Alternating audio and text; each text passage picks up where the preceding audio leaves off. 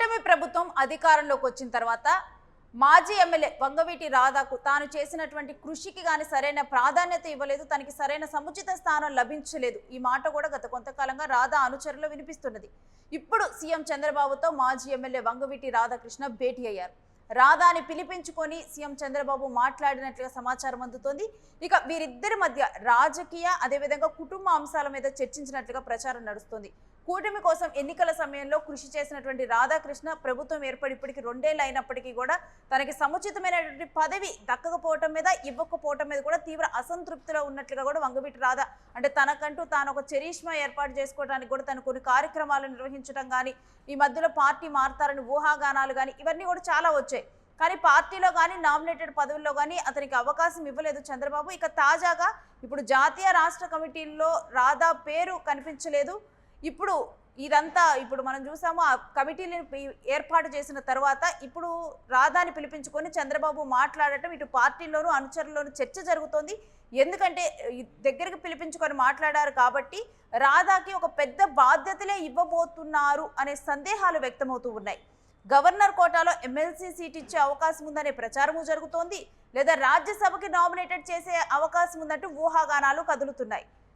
మరి రాధా అంశంలో ఏం మాట్లాడారు, ఏం జరగబోతుంది అనే సమాచారం మా ప్రతినిధి కిరణ్తో మాట్లాడి తెలుసుకుందాం. ఎస్ కిరణ్, వంగవీటి రాధా అంశంలో అనేక ఊహాగానాలు వినిపిస్తున్నాయి. ఈ భేటీలో ఏం చర్చించుకున్నట్లు ఏంటి?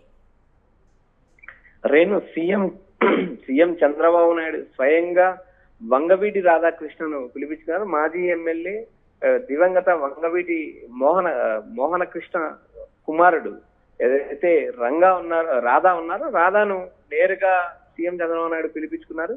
తన తండ్రి వారసత్వాన్ని అనుసరించి రాజకీయాల్లోకి వచ్చిన రాధా మొదట కాంగ్రెస్ లో ఉన్నారు, తర్వాత వైసీపీలో చేరారు. అయితే 2019 ఎన్నికల ముందు జగన్ తో విభేదించి ఆయన టీడీపీలో చేరారు. 2019 ఎన్నికల్లో టీడీపీ ఓడిపోయినప్పటికీ ఆయన పార్టీలో కొనసాగారు. 2024 అధికారంలోకి వచ్చిన తర్వాత రాధాకు ఎమ్మెల్సీ గాని ఈ రాజ్యసభ గాని ఇస్తారంటూ ఒక ప్రచారం అయితే జరిగింది. ఇప్పటి వరకు దాదాపు టీడీపీ కూటమి అధికారంలోకి వచ్చి 2 సంవత్సరాలు అవుతుంది. ఈ 2 సంవత్సరాల కాలంలో కూడా రాధాకు ఎలాంటి పదవులు దక్కలేదనే అసంతృప్తి ఉంది. మరోపక్క ఒకానొక సమయంలో వైసీపీ నేతలు రాధాతో భేటీ అయ్యి వైఎస్ఆర్సీపీలోకి ఆహ్వానించారు. జగన్ సముచిత స్థానం ఇస్తామంటూ వారు ఏదైతే ఆహ్వానించిన సంగతి తెలిసింది. అయితే ఇక్కడ ప్రధానంగా గతంలో ఏదైతే స్టెబిలిటీ లేదు, రాధా స్థిరంగా ఉండరు అనే విమర్శలు ఉండేవి. ఆ విమర్శలకు కూడా ఆయన చెక్ పెట్టారు. ఎందుకంటే 2019 ఎన్నికలకు ముందు ఆయన పార్టీ మారినప్పటికీ 2024 ఎన్నికలకు ముందు ఆయన ఎలాంటి నిర్ణయం తీసుకోలేదు. పార్టీ టికెట్ ఇవ్వకపోయినా టీడీపీలో ఉన్నారు, ప్రస్తుతం కూడా టీడీపీలో కొనసాగుతున్నారు. అయితే ఏదైతే జనసేనతో టీడీపీ పొత్తు పెట్టుకున్నప్పటికీ పవన్ కళ్యాణ్ ప్రాధాన్యత పెరిగినప్పటికీ ఈ రాధా ప్రాధాన్యత తగ్గిందనే విమర్శలు ఉన్నాయి. టీడీపీలో కాపులకు సముచిత ప్రాధాన్యత దక్కలేదు, అది కేవలం పవన్ కళ్యాణ్ కు మాత్రమే దక్కిందనే ఒక విమర్శ వినిపిస్తుంది. ఈ విమర్శలన్నిటికీ చెక్ పెట్టడానికి సీఎం చంద్రబాబు నేరుగా రాధాను పిలిపించారు, రాధాతో మాట్లాడారు. కుటుంబ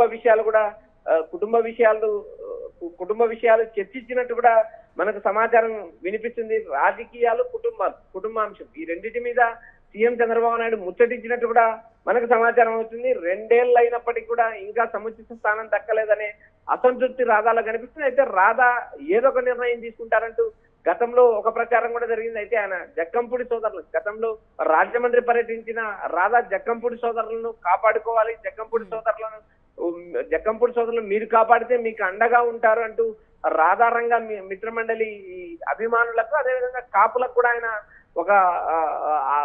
ఒక సూచన చేశారు. అయితే ఇక్కడ ప్రధానంగా టీడీపీ కూటమి అధికారంలోకి వచ్చిన తర్వాత ఏదైతే రాధాకు సముచిత స్థానం దక్కలేదు, గతంలో ఏదైతే రాధా పార్టీలు మారుతున్నప్పటికీ 2019 ఎన్నికల తర్వాత స్టెబిలిటీగా ఉన్నప్పటికీ కూడా సీఎం చంద్రబాబు నాయుడు కన్సిడర్ చేయలేదు అనే ఒక అంశం జోరుగా ప్రచారం జరుగుతుంది. అయితే ఈ భేటీ తర్వాత రాధాకు అటు రాజ్యసభ కానీ ఇటు నామినేటెడ్ పదవి ఏదైతే శాసన మండలికి కానీ పంపే అవకాశాలు ఉన్నాయంటూ జోరుగా ప్రచారం జరుగుతుంది. అయితే ఇప్పుడు రాజ్యసభకు 4 స్థానాలు రేపు జూన్ లో ఖాళీ అవుతున్నాయి.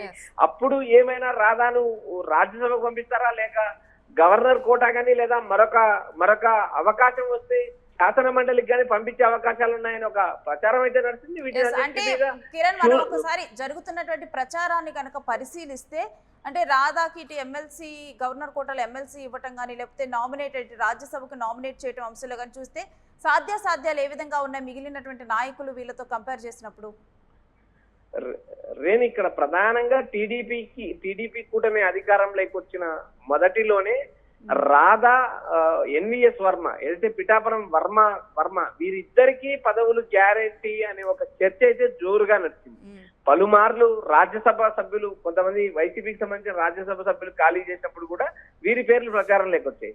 ఎమ్మెల్సీల ఎంపిక సమయంలో కూడా వీరి పేర్లు చివరి వరకు వినిపించాయి కానీ చివరిలో ఎలాంటి అవకాశం దక్కలేదు. అయితే ఇక్కడ ప్రధానంగా వర్మకు టీడీపీ కమిటీల్లో కూడా ఆయనకు టీడీపీ ఉపాధ్యక్ష పదవి ఇచ్చారు. అయితే రాధాకు టీడీపీ కమిటీల్లో కానీ టీడీపీ జాతీయ కమిటీలో కానీ టీడీపీ రాష్ట్ర కమిటీలో కానీ ఎలాంటి పదవులు దక్కలేదు.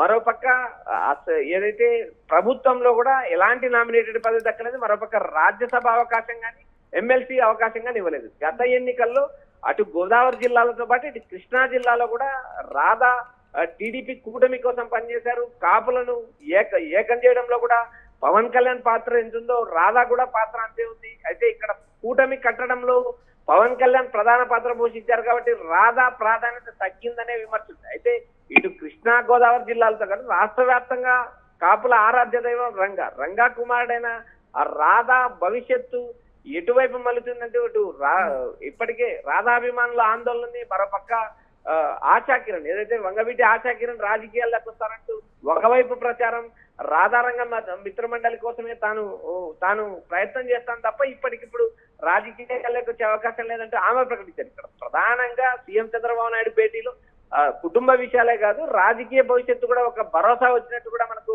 ప్రచారం వినిపిస్తుంది. అయితే ఇటు టీడీపీ రాష్ట్ర కమిటీ కానీ జాతీయ కమిటీల్లో కానీ ఎలాంటి పదవులు దక్కలేదు. అదేవిధంగా టీడీపీ కూటమి ప్రభుత్వంలో కూడా ఇప్పటి వరకు రాధాకు ఎలాంటి ప్రాధాన్యత లేదు. భవిష్యత్తులో రాధాకు మంచి పదవి వస్తుందనే ఒక ప్రచారం ఏదైతే సీఎం చంద్రబాబు పిలిచి భరోసా ఇవ్వడంతో రాధా రాజకీయ భవిష్యత్తుపై ఊహాగానాలు మొదలయ్యాయి. అయితే ఈ రాధాకు పెద్ద పదవి వస్తుందనే ఒక ప్రచారం, అది ఎమ్మెల్సీ వస్తుందా లేక రాజ్యసభ వస్తుందా అనేది మనం వేచి చూడాలి. ఇప్పటికిప్పుడు రాజ్యసభ కానీ ఇప్పటికిప్పుడు ఎమ్మెల్సీలు కానీ ఖాళీ అయ్యే పరిస్థితి లేదు.